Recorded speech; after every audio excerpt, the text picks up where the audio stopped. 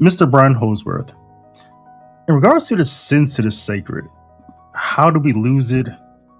What have we lost along the way? How can we recover it? You've been speaking about this subject and thinking about this subject for over half a decade. You've covered subjects such as liturgical music. How do we dress at Mass? Liturgical architecture or church architecture. You've talked about these things and even social topics. So, what have you found along the way in regards to the diminishing value that people place on the sacred in society and in the church? Yeah, well, thanks. I mean, that's a good question. Asking the question, how have we lost our sense of the sacred, I think assumes, and rightly so, that we don't really understand what sacred means really anymore. And so I think that's probably the place to start, is to inform ourselves of what is meant by this. And this is a tradition of the church, obviously, and so we have to kind of immerse ourselves in the history of the church's thought on this.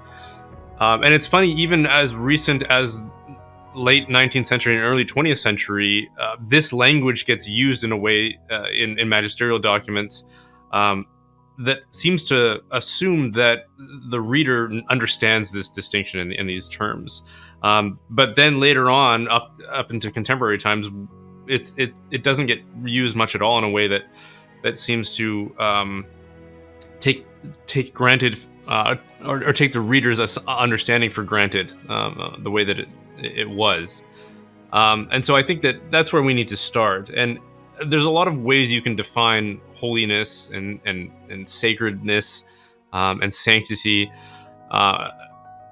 One way that has been really helpful for me as a reflection, as it has informed my thoughts on culture and liturgy and these kinds of things, is to be set apart. And the reason that has always stood out for me is because when I first read it was some sort of etymological definition of that term, and I thought, well, that's not what holiness means, is it? I always just sort of equated it with moral goodness as just a general broad category. And I even had a conversation with somebody recently who is a well-informed Catholic, and she was conflating, because we were talking about virtue and virtue ethics, and distinguishing it from sanctity and holiness, because sanctity is, or holiness is, a virtue, but it's not virtue itself, right? It's a category within virtue. You can be virtuous, you can be good in many respects, and not be holy. There are virtuous people throughout history that did not have the supernatural virtue of faith, right? They weren't Christians. They didn't have revelation. So much of that tradition comes to us from pagan Greeks, right? Like Aristotle is sort of the master of virtue ethics, but he likely wasn't holy. We don't consider him a saint. We don't know what his eternal fate was, but he's not honored in the church's tradition as a model of holiness, even though he was likely very virtuous in many respects. So the sacred is that which is set apart by and for the worship of God. That to me was kind of a groundbreaking understanding, and in a way that really shifted my approach to these questions.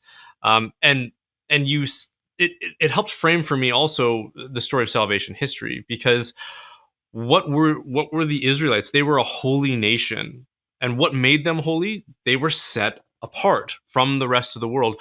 God took them out of Egypt and set them apart. And Egypt is literally a place and a moment in history. I mean, this is a temporal reality. He took them out of Egypt specifically, but Egypt can also be seen metaphorically, I think, as the world. He set them apart as a holy nation to make them holy. And what was it that he proceeded to do with them? Was to teach them to worship properly, right? He brought them out of the wilderness. This was the cry to Pharaoh: let my people go so that they will worship me, so that they can worship me in the desert. It wasn't so that, we can be morally good, although that's obviously part of it, to worship in righteousness and truth, but specifically to become holy, right? To worship properly. Whereas the world worships incorrectly. The world worships idols, right? That's what everyone else does by default. But Israel will worship the one true God, and he will teach them how, and that's what he proceeds to do in the wilderness. He teaches them. He first constructs this very elaborate scheme of worship that is very sensory, very textured, and punctuated by objects and things and places and tabernacles and the Ark of the Covenant and the tent of meeting and all of these things, linens and vestments and materials of gold and beauty, right? And richness. And the whole point is that we ourselves, being material beings, we don't just worship merely in this sort of ethereal kind of non-material way, right? We're not trying to find release from the material world. I mean, that's a Gnostic kind of concept. That's a Platonic concept, right? That we're trapped in this crude matter, and that our ultimate fulfillment is to be released as merely spiritual beings. We're not angels. We're not merely spiritual beings. Our experience of reality is supposed to be material in nature, and that's true for worship as well, right? So God constructs and teaches the Israelites in this elaborate scheme of worship. And then, of course, we know the rest of the story, in that they go through these undulations of harmony with God and prosperity being the fruit of that, and then they fall away from God. And what is the thing that always precipitates that falling away is the worship of idols, right? They start to worship false gods again, and so they lose their holiness. They become intermingled with the world. It often happens through literal intermingling, right? Like you look at a Solomon who had all of these wives, many from the neighboring non-holy nations, right? And it was his wives that convinced him to start worshiping false gods, right? And this is why God, in so many at so many points where the Israelites were entering into their kingdom, into their promised land, he says, "Do not marry with these other nations. Do not intermingle with them in these ways. If you do, they will convince you to worship their false gods." And that's precisely what happens, right? So they fall away from God, they lose their sanctity, and as a result, the consequence is they lose their prosperity, right? All the things that God has promised them, even their promised land in some cases, as they're exiled to Babylon, right? So the sacred is that which is set apart for the worship of God. Now, if you fast forward to contemporary times, as this relates to us, how did we lose our sense of the sacred? Uh, I, I would say that whatever it was that happened in the 20th century, these programs of reform, I would say that either they went wrong in places where it's having these deleterious effects, like places like where I live, like Canada or the United States or much of Western Europe. Um, Either it went wrong, or we're still going through the struggle of that reform, and we haven't really realized the full fruits of it. And hindsight and history will only be able to tell us, but we can sort of speculate at some of the things that aren't working at this moment that we're in. And I think in part it's this sense of the loss. But you know, coming into the 20th century, there was this sense that we do need liturgical reform. Something needs to change, because something isn't right about among if you survey your average Catholic, they're not quite getting it right. And I didn't live through that time period, so I can't call from experience. But what I've been told by people is that there was a problem with not so much with the external, right? So we had this beautiful Catholic culture, beautiful architecture, beautiful art, beautiful music, beautiful theology as well. But there was a problem in that it wasn't being internalized properly, right? So you could get a Catholic to recite beautiful music or beautiful theology. They were catechized. They could recite something like the Baltimore Catechism, but was it affecting their heart? Did they love God? Did they understand what they were doing, right? Or was it all just sort of going through the motions?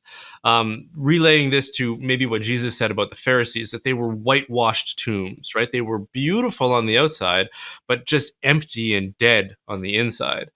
What I'm told is that this is an accusation that is made of sort of Catholic culture in general leading up to the 20th century. Very beautiful on the outside, but kind of empty on the inside. And so many people like Dom Guéranger and Romano Guardini and Pope St. Pius X, all of these people were part of this thing called the liturgical movement, right? Which was to try and renew our interest in our understanding and our practice of liturgy, of the sacred, right? So that it wasn't just beautiful on the outside. We weren't just performative, but we actually it affected us in such a way that we became holy ourselves, and we learned to love God as a result. That's the aim of all of this, obviously.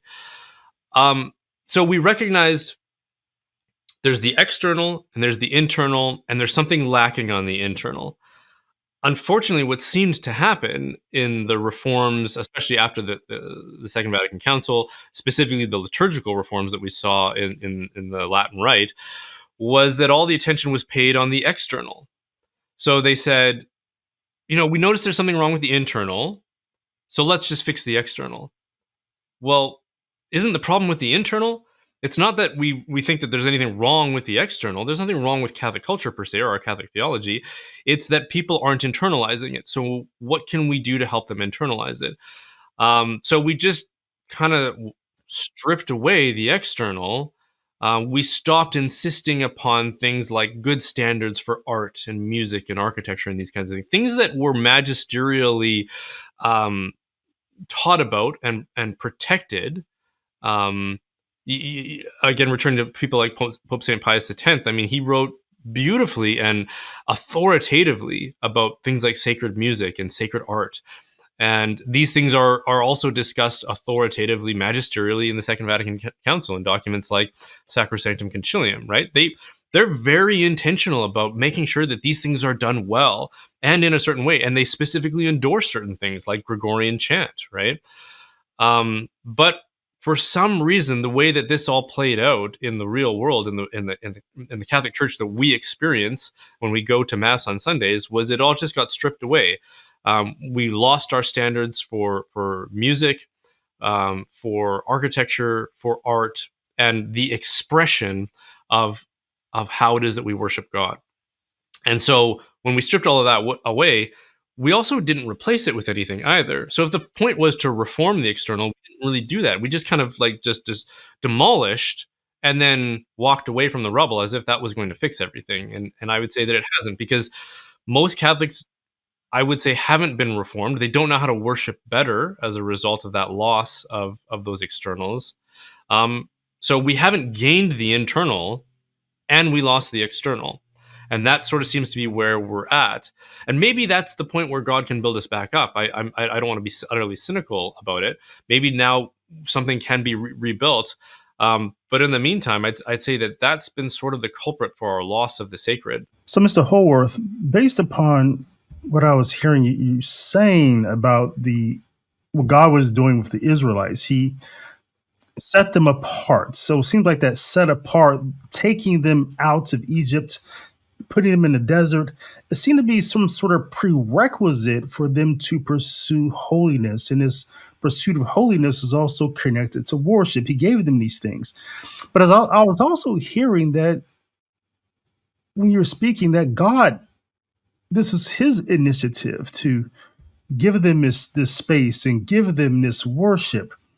And so it was up to them, it seems, to internalize that. And I wonder if the struggle of internalization, owning that journey, owning that pilgrimage, owning that path to pursue holiness and sacredness and virtue that comes with that, was why they lost those things that God gave them, and rather they pursued sin. Right? So I was wondering if you can comment just on that relationship between space and worship and sin. So the dimension of space, again, like he was taking them out of the world, creating space for them, kind of a buffer between them and the world. And why, right? Because, well, again, the world is where is God's kingdom, right? This is a theme that comes up in the New Testament. Obviously, this is what Jesus was preaching and bringing.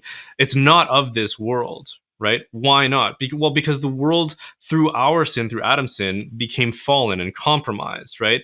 And frankly, prior to the incarnation, was the domain of the demonic, right? Who rules this world is Satan, right? And we get glimpses of this throughout Scripture, especially when Satan tempts Jesus, right? What does he offer him? He offers him the wealth of the kingdoms of this world, right? Just bow down and worship me, and I'll give you all of this.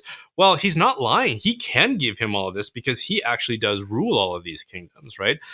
The gods, the false gods that they are worshiping are actually demons. And this is a theme that comes up both in scripture and the Psalms and then the church fathers.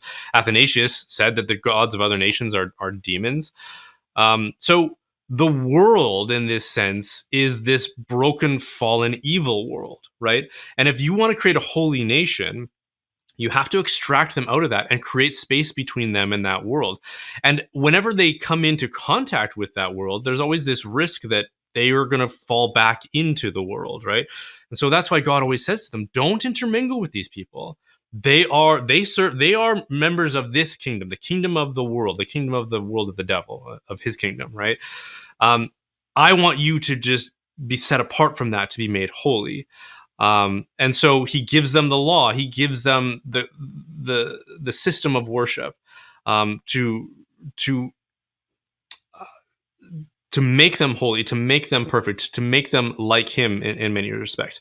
But the law at that point, as we know through Christianity, isn't what saved, right?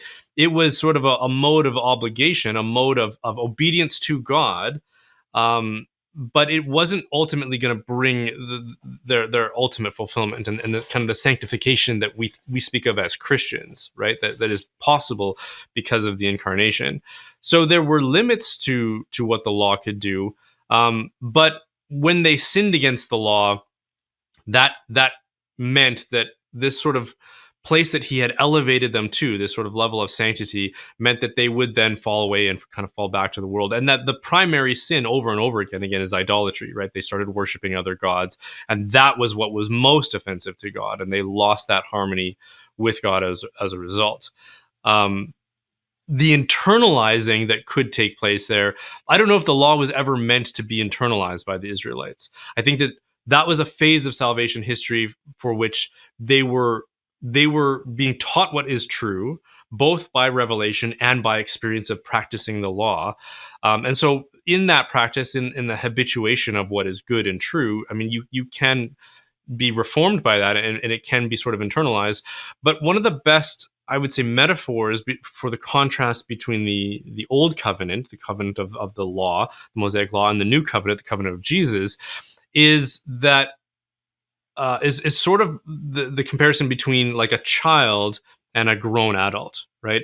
So and there is a progression here. There's a historical progression and a maturation of a people that is taking place here, right? In the same kind of way. So a child, how does a child be good? Well, it's not by necessarily developing virtues of their own and strengths of their own, because they don't have those yet. They're learning, and they're growing. They're growing into strength and into maturity. So there's certain weaknesses and things that they don't have to make that possible. So what makes a child good is obedience to their parents, obedience to the law and the rules that their parents set out to govern their behavior and their relationships to each other, to siblings, to their friends, and to their parents, and to God as well, for that matter. They're catechized. They're taught to pray certain ways. They're they're put through sacramental preparation, all these kinds of things, right? So a child is good when they simply obey the rules, right? But eventually, as they grow into maturity and as they see how those rules apply to the real experience of life, and the cause and effect and the consequences of good behavior and bad behavior, how one will produce vice and the other will produce virtue, then it starts to, and as they grow rationally, they can start to make sense of it and interpret this, and to really truly believe that this is what is good and true and right. And then it becomes internalized. That's how it becomes internalized, right? And so the same is true in the new covenant. Jesus says, yeah, the law is always going to be the law, but I don't call you slaves anymore. You're not just these obedient people who just do what I say. You're my friends. You are sons and daughters who are going to be adopted in through my sonship to the Father. And as a result, this is a relationship of love now, not mere slavish obedience. And so that's how it's supposed to be internalized for us in the new covenant, those of us who are participating in the church, right? So if it starts to look like it's merely becoming legal obedience, whether it be in worship or in moral prescriptions, well, yeah, that becomes a problem, because we as Christians are supposed to be people who love God. It's supposed to be a relationship of affection and obedience out of love for God, not merely because we're afraid of um, losing our prosperity or losing our material welfare or something like that. And so that's how I would relate it to that story in Exodus. And one thing that the Jews seem to have, or God seems to be instilling in them or building them in them, is culture, right? And I think one thing that Christ does, he brings par excellence, is the kingdom of God. I think he's speaking about culture there. And through the use of similitude, the kingdom of God is like this, it's like that. It gives us an image of, well, what is this culture like? And some business professionals, they would say that, yeah, depending upon the size of your organization, culture, to build a culture of traditions and practices, your own language, it does take like a minimum of 3 years. Values. Yeah, it takes a minimum Yeah. amount of time, depending Yeah. upon how big a culture is, as you know, being a business owner. Mm. Um, so, but one thing, so moving forward, I saw one thing I've always been impressed by with, Charlemagne and Christendom and Pepin and Shorter and these guys, was the liturgical reforms, or the Carolingian Renaissance. And one thing that they were very big on was culture. They really believed in reclaiming what they thought was their inheritance, the Roman rights, and even investments, and just everything that went along with that. They thought that was just something that solidified their culture and unify their people. And not only that, they wanted to export it to different places because they believed in it and what it could do. And so there's some political motivations as well. But aside from those, I wanted you just to comment on that, because you've talked a lot about culture again for over half a decade. How can you bridge this conversation in the sense of the sacred? What we've lost along the way, and you've already talked about how I can reclaim it a little, but can you bridge all this together with culture? So culture is a word that I think can be defined in a few different ways, but one of the definitions that's been really helpful for me is embodied religion. And I think that that's counterintuitive for a lot of people. We don't tend to think of religion as being essential to culture, especially because we now live in quote unquote secular culture, right? And which is actually a contradiction of terms, because right within the etymology of the word culture is the word cult, right? Cult of worship, right? And I don't mean cult in the sense of like manipulative, secretive organizations that want to control you. I mean, in the very classical sense, cult just meant like religious worship, right? And so inherent in the concept of culture is cult of worship. And so the definition that I like again is embodied religion, or you could say embodied creed, maybe, that it works hand in hand with creed, with doctrine, with belief, right? Um, because we as human beings, we are rational beings, we're rational creatures. That's one of our greatest attributes. But we are also passionate and sensitive beings, right? And so this relationship that we have with God, there's a rational dimension about it. He in revelation reveals what is true about himself to help us, and he reveals what is true about ourselves in order to help us. How it is that we are supposed to behave, how it is that we are supposed to love our neighbors as ourselves. Christ went out and preached sermons of an ethical nature to help us live well, right? To help us live in accord with his vision for humanity and for our relationship with God. But also there's the dimension of worship, right? Because it's not merely knowledge of truth, it's love of God as well. We're supposed to love God as well as our neighbors. And how is it that you inspire people to love? Well, you stir up their affections, right? We're not merely just sort of these like Star Trek Vulcan rational characters. We have hearts, right? And our hearts need to be conformed to God. Like that's the thing about David. If we go back to the Old Testament, right? He was one of the few who really did internalize what God was revealing. He was a man after God's heart, and that's why God loved him so much, even in spite of the infidelity of the people and even his offspring, right? He allowed the Davidic lineage to carry on because of his love for David, because David had the heart for God. And so, yes, we can have creed and we can have doctrines and we can have teachings and we can catechize, but especially as this relates to children, in my own experience as a father, I can teach them all of these things, but unless I give them something that will stir up their affection for these truths, the likelihood of them internalizing it and adopting it themselves is going to be jeopardized. And so, how do we do that? Well, we do it by the embodiment of creed. How does creed express itself in a way of life, right? Well, what is a way of life? A way of life is punctuated by things like music, by art, by leisure, by the way that we do things, by the way that we admire things, the way that we give expression to awe towards things, right? And in the Old Covenant, God was doing both of these things. He was giving them truth in the commandments and in the law, and he was giving them culture by just saying, here's exactly how you do it. I want vestments that look like this. I want drapes that look like this. I want them to be this size. I want the tent to look like this. I want these materials to be used. Like, he was just itemizing exactly how it was done.